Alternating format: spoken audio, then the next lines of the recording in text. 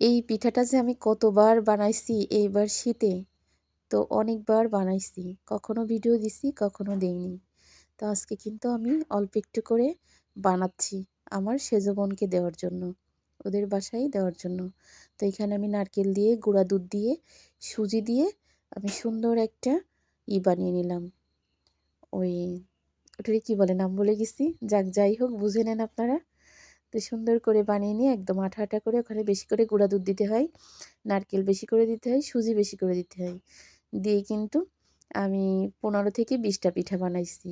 আসলে পিঠা যতবারই বানাইছি ততবার এত সুন্দর পিঠা হইছে, যে কখনো পিঠা পছন্দ করে না সেও কিন্তু আমার এই পিঠাগুলো দেখে তারও পছন্দ হইছে বা এতটাই স্বাদ হইছে যে সেও দ্বিতীয়বার কিন্তু আবার খেতে চাইছে।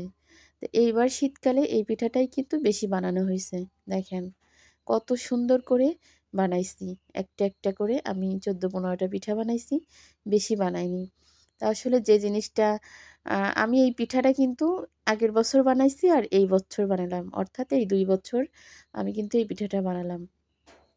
তো যে জিনিসটা যে কখনো বানায়নি সেও কিন্তু প্রথমে ট্রাই করলেই সুন্দর হবে। এই জন্য আমরা অনেকে আছি না, চেষ্টা করি না, ট্রাই করি না যে পারবো কি পারবো না, হবে কি হবে না। চেষ্টা করলে মেয়ে মানুষ পারবো না এমন কোনো কিছু নাই, বিশেষ করে রান্না বাড়ার দিক থেকে। তা আমরা যদি মুখে মানুষের দোষ গুণ না ধরে আমরা যদি নিজেদের সংসার নিয়ে চিন্তা করি, নিজেদের সংসার নিয়ে ভাবি, নিজেদের ছেলে মেয়ে স্বামী সংসার নিয়ে ভাবলে দেখবেন বাইরের কোনো চিন্তা ভাবনা কোনো কিছু মাথায় আসবে না। বিশেষ করে সাংসারিক যে মহিলাগুলো আছে তারা তো কখনো সংসার নিয়ে চিন্তা করলে তাদের বাইরের চিন্তা কখনোই মাথায় আসে না। সংসারে কোনটা করলে ভালো হবে, কোনটা করলে সবার ভালো লাগবে, কোনটা করলে সংসার সুখী